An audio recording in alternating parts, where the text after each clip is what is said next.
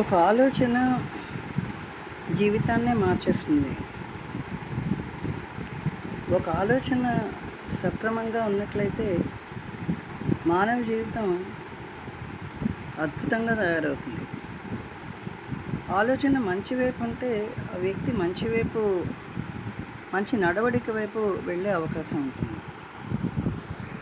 ఇవాళ రోజుల్లో చూస్తున్నట్లయితే అసలు తెల్లవారు లేచి చూస్తే ఒక టీవీ కానీ, పేపర్ కానీ, లేకపోతే ఏదైనా నెట్ ఏవి చూసినా సరే మనకి చిన్న పిల్లలు వాళ్ళు అంటే మహా ఘోరంగా అంటే నిండు నూరేళ్ల జీవితాన్ని వాళ్ళ చేతులారా వాళ్ళు చంపేసుకుంటున్నారు. అంటే నూరేళ్ల జీవితం అంటే మనిషికి ఒకే ఒక జన్మ. ఆ జన్మలో ఏది సాధించగలము, ఏదైనా సాధించి శోధించి చూపించాలి అన్న ఆలోచనే ఇవాళ పిల్లల్లో కరువైంది. దానికి కారణాలు ఇది అని చెప్పాలంటే చాలా ఉన్నాయి, ఒకటని ఏమీ లేదు. అంటే ఓ 40 సంవత్సరాల క్రితంకి, ఓ 20 సంవత్సరాల క్రితంకి ఇప్పటికీ తీసుకున్నట్లయితే అప్పట్లో ఏవి అసలు చెడున చూడనిచ్చేవారు కాదు, బయట ఉండేది కాదు. ఒకవేళ ఎవరైనా అసలు జనన మరణాలు కూడా తెలిసేవి కాదు. అంటే ఎవరైనా చనిపోయినా మీరు చిన్నవాళ్ళు, మీకు ఇవన్నీ అర్థం అవ్వదు అని చెప్పేసి అని అనేవారు. కానీ ఇవాళ రోజుల్లో అసలు విలువలు లేవు, విలువలకే విలువలు పోయాయి. విలువలు పోవడం ఒక ఎత్తు అయితే అసలు జీవితం ఒక విలువ తెలియకపోవడం ఇంకొక ఎత్తు అయిపోయింది. అంటే మానవ జీవితాలు ఒక ఈగల్లాగా, ఒక చీమల్లాగా, దోమల్లాగా తయారైపోయి, అంటే ఎందుకు మనం పుట్టాము, అంటే ఎంతమందికి మనం ఎందుకు పుట్టామో ఎలా తెలుస్తుంది? అది తెలుసుకోవడమే మానవ జీవితం యొక్క లక్ష్యం. ఎందుకని అది తెలియాలి అని చెప్పేసి అంటే ముందర మనిషి తనకి అంటే మంచి నడవడిక కావాలి, మంచి మాటలు ఆచరణలో పెట్టాలి. ఎవరైనా పెద్దవాళ్ళు చెప్తే చెప్పిన ఆచరణలో పెట్టడం ఒక ఎత్తు అయితే, అది దానికి అనుగుణంగా మన జీవితాన్ని గడుపుతున్నామా లేదా అన్నది ఏ రోజుకి ఆ రోజు తనకి తానుగా శోధించుకొని తన సరైన మార్గంలో తనే చేసుకోవాలి. అంటే తనకి తాను తీర్చిదిద్దుకోవాలి. అంటే ఒక డాక్టర్ అయినా సరే మందు ఇస్తాడేమో కానీ వేయించలేడు. ఒక రోగికి రోగం తగ్గాలి అనేటటువంటి ఆలోచన రోగికి ఉండాలి. రోగికి ఉంటే అప్పుడు ఆ మందు సక్రమంగా వేసుకుంటాడు, ఆ రోగి బ్రతికేటటువంటి అవకాశాలు ఉంటాయి. అసలు ఆలోచన లేనప్పుడు డాక్టర్ ఎన్ని మందులు ఇచ్చినా సరే ఆ రోగికి నిరాశ, నిస్పృహలు, నెగిటివ్ అంటే వ్యతిరేక భావనలు మనసులో నిండిపోయినప్పుడు బ్రతకాలనే కోరిక తలుపు కూడా పోయి ఆ మనిషి మరణం వైపు దారి పరిగెడతాడనమాట. అలాగనే ఒక పెద్దవాళ్ళు కానీ ఏదైనా సరే అంటే చెప్పింది వినాలి అనేటటువంటి జ్ఞానము పిల్లల్లో ఉండాలి. ఇవాళ ఏ సినిమాలు తీసుకున్నా, లేకపోతే ఒక యూట్యూబ్ తీసుకున్నా, లేదా ఒక ఇన్స్టాగ్రామ్ తీసుకున్నా, సోషల్ మీడియా ఏది తీసుకున్నా సరే మంచి అన్నది మనకి ఎక్కువ కనబడటం లేదు. అంటే వాళ్ళు ఎలా చేస్తున్నారు, మనం చేస్తే తప్పే ఉంది, వాళ్ళు ఇలా ఉన్నారు, మనం ఇలా ఉంటే తప్పే ఉంది అన్న వ్యతిరేక భావనే పిల్లల్లో, యువతలో కనబడుతోంది తప్ప, అంటే ఇవాళ నాకు నచ్చినట్లు నేను చేసుకుంటాను అన్న భావనే కనబడుతోంది తప్ప, ఇది తప్పు ఒప్పు, ఇది మనకి సరికాదు, మన జీవితం ఇలాగ మనం వెళ్తే చెడ్డ మార్గం పడితే మనకి జీవితం ఉండదు అనేటటువంటి ఆలోచన కరువైంది. దానికి తోడు బయట ప్రపంచం కూడా అలాగే ఉంది. అంటే ఎక్కడా చెప్తారు అంటే ఏంటి, తాగుడు లేని రాష్ట్రం అని, కానీ ఎక్కడుంది? పూర్వం ఏంటంటే ఎక్కడో అక్కడ కొంచెం ఒకసారి దూరంలో, ఇప్పుడు అలా ఏం లేదు, వీధిలోనే దొరికేస్తున్నాయి.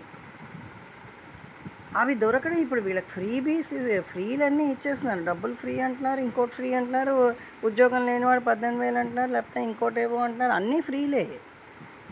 ఆ ఫ్రీలో ఏంటవుతుందంటే వాడి సోమరితనం పెరిగింది, బద్ధకం పెరిగింది, కష్టపడే మనస్తత్వం పోయింది. కష్టపడితే ఉండే కష్టపడితే దానిలో ఉండేటటువంటి ఆనందం, రుచి చూడడమే పోయింది పూర్తిగాను.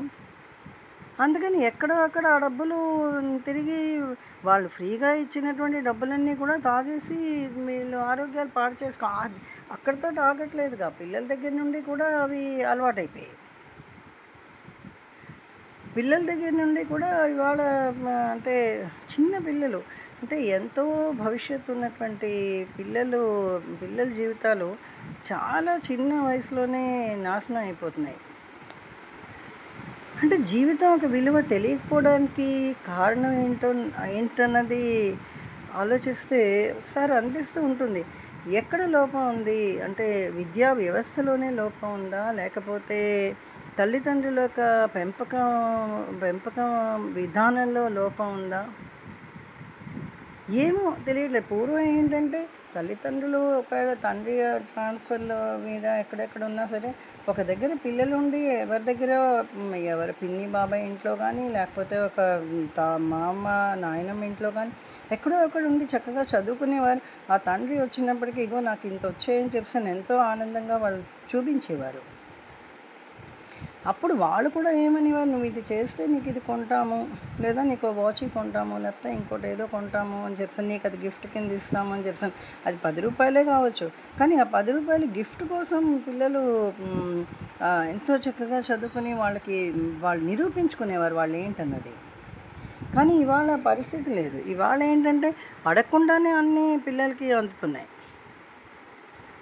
అడగకుండానే వాచీలు, అడగకుండానే ఖరీదైన జోళ్ళు, అడగకుండా ఖరీదైన బట్టలు, అడగకుండానే సెల్ ఫోన్స్. సో రోజు అంటే ఆ రోజుల్లో 5 పైసలు వారానికి ఇవ్వడమే చాలా కష్టమైపోయేది. అలాంటిది ఇప్పుడు రోజుకి 100 రూపాయలు ఇస్తున్నారు పిల్లలకి, ఆఖరికి చిన్నపిల్లలకి కూడా.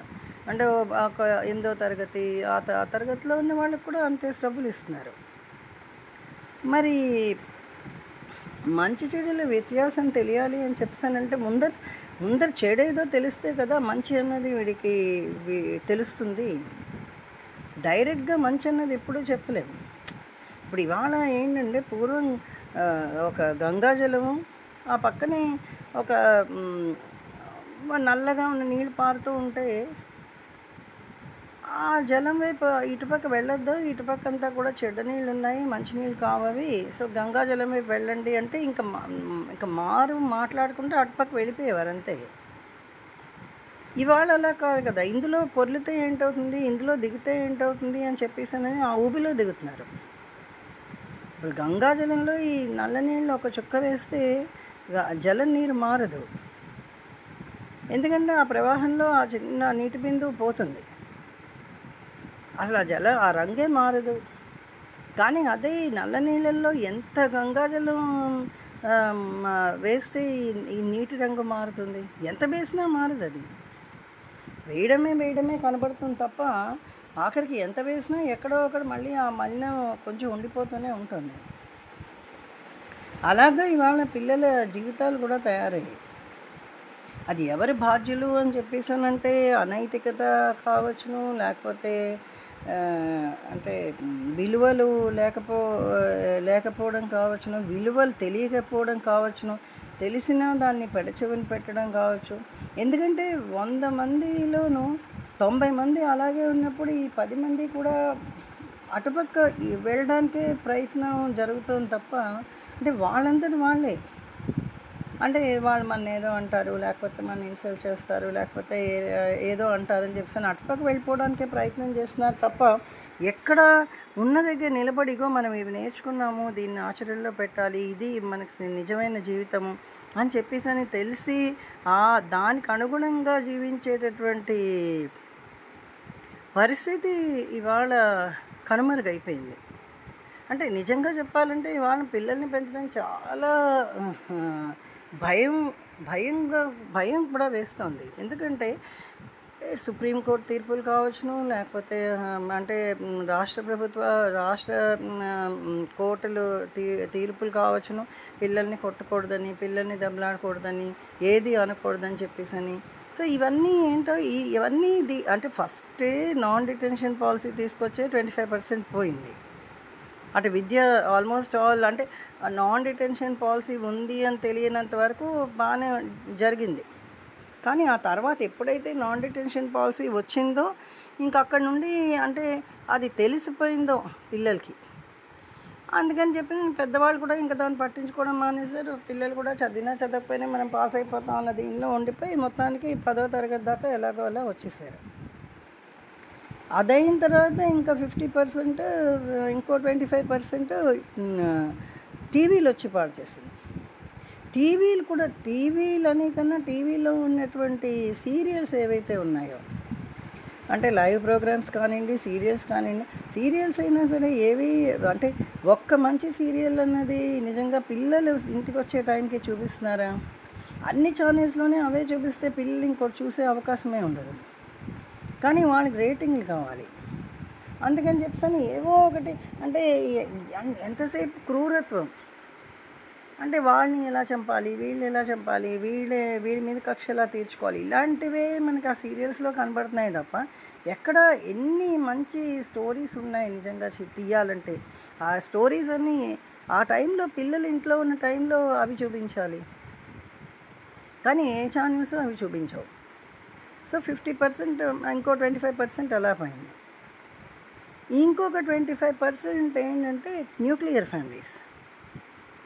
న్యూక్లియర్ ఫ్యామిలీస్ అయిపోవడం వల్ల ఏంటంటే తల్లిదండ్రులు ఉద్యోగాలకు వెళ్ళిపోవడం, పెద్దవాళ్ళు ఇళ్ళల్లో లేకపోవడం, పెద్దవాళ్ళు ఇళ్ళల్లో వచ్చినప్పటికీ అబ్బా ఇంతసేపు మనం కష్టపడ్డాం ఇంకా వీళ్ళకేం చెప్తామని చెప్పి వాళ్ళని ఏం చేసినా వదిలేయడం. ఇదొక 20% ఇది కారణం అయిపోయింది. నెక్స్ట్ సెల్ ఫోన్స్, ఇంకా ప్రపంచమే చేతిలో ఉంది. ఆ సెల్ ఫోన్ ఉండడం తప్ప రైటా అనేది పక్కన పెడితే, సెల్ ఫోన్లో వాళ్ళు ఏం చూస్తున్నారు, వాళ్ళు ఏం చూడడం వల్ల అంటే పసి మనసులు పాడైపోతాయి. అంటే మనసు స్పాంజ్ లాంటిది. ఆ స్పాంజ్లో మనం తేనెలో పడేసినా స్పాంజ్ పీల్చుకుంటుంది, పాలల్లో పడేసినా పీల్చుకుంటుంది, విషంలో పడేసినా పీల్చుకుంటుంది. సో దేనిలో పడేసినా, ఎందుకంటే దాని తత్వం అది. సో అందుకని చెప్పి పిల్లలకి ఏంటంటే ఆ పాలు పోయి, పెరిగిపోయింది, తేనె పోయింది, పంచామృతాలు అంటాం, పంచామృతాలు పోయాయి. పంచామృతాలు కలుపుకుని తాగితేనే మహాప్రసాదం అని చెప్పేసి అనేటటువంటి రోజులు పోయాయి. అక్కడ నుండి ఇంకేంటంటే అక్కలేని టాక్సిన్స్ ఏవైతే ఉన్నాయో, సో వాళ్ళ మనసులు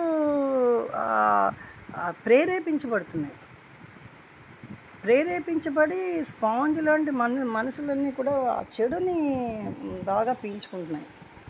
సో అందుకని వాళ్ళ ఒక ఆలోచన విధానం కానీ మేనర్స్ లేదు, ఒబీడియన్స్ లేదు, రెస్పెక్ట్ లేదు, సెల్ఫ్ రెస్పెక్ట్ అంతకన్నా లేదు. ఒకరికి రెస్పెక్ట్ ఇవ్వడం మాట పక్కన పెడదాం, సెల్ఫ్ రెస్పెక్ట్. పూర్వం ఏంటంటే ఎవరినైనా ఒక పిల్లవాడిని బెంచ్ మీద నిలబడమంటే వాడు ఏడ్చేసేవాడు. మరి ఇప్పుడు అలాంటి పని ఎంత తిట్టినా వాళ్ళు నవ్వుతూనే ఉంటారు. మరి ఆ పరిస్థితులు ప్రభావం ఏంటో అర్థం అవ్వట్లేదు. కానీ పిల్లవాడికి సిగ్గు, అది ఆ సెల్ఫ్ రెస్పెక్ట్ అన్నది అంటే అది ఇళ్ళల్లో కూడా చెప్పాలి, తర్వాత వాళ్ళకి ఏంటంటే స్కూల్స్లో చెప్పాలి. తర్వాత ఒక కుటుంబ వ్యవస్థ, కుటుంబం ఒక గౌరవము, అంటే జనరేషన్స్ ఒక గొప్పతనము, ఇవన్నీ కూడా ఇళ్ళల్లో చెప్తే కదా వాళ్ళకైనా తెలుస్తుంది. లేకపోతే ఏ విధంగా తెలుస్తుంది? చిన్న మనసులన్నీ కూడా ఒక ఛిద్రం అయిపోయి వాళ్ళకి ఏం చేయాలో తెలియక పాపం జీవితాన్ని అంటే చాలా చిన్న వయసులోనే శుభ్రంగా అంటే పాడైపోతున్నారు. ఇంకా మరణాలకు దారి తీయడం, ఆ మరణాలు అనేది పాపం అంటే వాళ్ళ జీవితం విలువ తెలియక. అంటే ఇవాళ మనం ఎక్కడున్నాం అంటే విలువలు లేనటువంటి సమాజంలో ఉన్నాం. ఎవరైనా అంటే చెడు చెప్తే వాడు హాయిగా నవ్వుకుంటున్నాడు తప్ప, అంటే బాగుందని చప్పట్లు కొడుతున్నాడు తప్ప, ఒక మంచి చెప్తే ఏంటి వీళ్ళు మంచి చెప్తారని చెప్పి నవ్వడమే మిగులుతుంది వాళ్ళకి. మరి ఈ విధమైన పరిస్థితిలో సమాజం ఉన్నప్పుడు ఇంకా ముందు ముందు పిల్లలు ఎలా ఉంటారు, ఎందుకంటే ఒక రీడింగ్ పోయింది, రైటింగ్ స్కిల్స్ పోయి, రీడింగ్ పోయింది, ప్రొనౌన్సియేషన్ పోయింది, రైటింగ్ స్కిల్స్ పోయి, వొకాబులరీ పోయింది. అంటే ఇంత నేను ఖర్చు పెట్టగలను అనేటటువంటి ఎంతసేపు డబ్బు వెనకాతలు వెంపర్లాడడం తప్ప నిజమైన వాల్యూ ఓరియంటెడ్ ఎడ్యుకేషన్ అన్నది పిల్లలకి ఎక్కడ అందట్లేదు అసలు. అందకపోవడం వల్ల వాళ్ళు అంటే అంటే విపరీత ధోరణిలో వాళ్ళ ఒక ప్రవర్తనలు ఉంటున్నాయి. ఏది చెప్పినా సరే ఏంటి వీళ్ళు ఎప్పుడు ఇలాగే చెప్తారు అన్న ఆలోచనే ఉంటుంది. అది వాళ్ళు రియలైజ్ అయినప్పటికీ వాళ్ళ జీవితం సగం పాడైపోతుంది. సో అందుకని ఇక్కడ ఏంటంటే ఇంకా నా సెల్ అన్నది ఇన్స్టాలో పెద్దవాళ్ళు కూడా డాన్సులు చేయడం అవి వాళ్ళు అంటే కాదని లేదు, కోరికలు ప్రతి వాళ్ళకి ఉంటాయి. కానీ ఈ పిల్లల చేతుల్లో సెల్లులు ఉన్నప్పుడు అసలు అప్పుడు ఇదివరకే ఏదో బ్యాన్ చేశారు, చైనా నుండి వచ్చిన అది టిక్టాక్ అనుకుంటాను అది. ఆ తర్వాత ఇన్స్టా పెట్టాయి. ఇన్స్టాలో రీల్స్ అన్నది ఉపయోగపరంగా పడేటట్లుగా ఉండాలి కదా, పిల్లలు చూస్తేను ఇన్స్పిరేషన్ ఉండాలి. ఏం ఇన్స్పిరేషన్ వస్తుంది? పెద్దవాళ్ళు దగ్గర నుండి డాన్సులు చేసి పెడుతూ ఉంటే పిల్లలు కూడా వాళ్ళ ఇళ్ళకి వెళ్ళి పుస్తకాలు ఎక్కడ పట్టుకుంటారు, వాళ్ళు కూడా అలాంటి డాన్సులే చేస్తున్నారు. సో ఈ డాన్సులు చేసి ఇన్స్టాల్లో పెట్టడం, ఎన్ని లైక్స్ వచ్చాయి, ఎంతమంది చూశారు, ఎంతమంది ఫాలోవర్స్ ఉన్నారు. సో ప్రపంచం లైక్స్ ఫాలోవర్స్ చుట్టూనే తిరుగుతుంది తప్ప ఇది ఉపయోగమా, ఎంతవరకు ఉపయోగము అన్నది ఆ పసి మనసులకు తెలీదు.